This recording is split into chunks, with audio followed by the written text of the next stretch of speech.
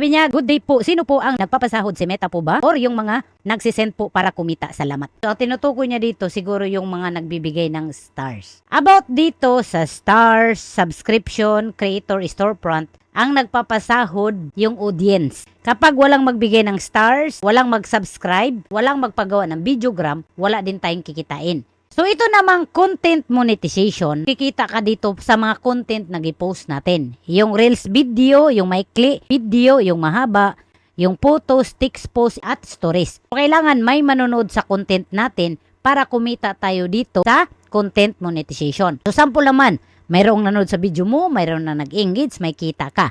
At nagustuhan niya ng audience, magbibigay din sa'yo ng stars. So, doble yung kita mo. So, kahit monetize ka sa content monetization, kung walang viewer sa content mo, walang engager sa content mo, hindi ka kikita sa content monetization. Pero kahit wala kang viewer, wala kang engager, pero may magbigay ng stars, may kita ka sa stars yun. So, kikita ka sa pamamagitan ng stars. Sasahod ka rin sa pamamagitan ng stars.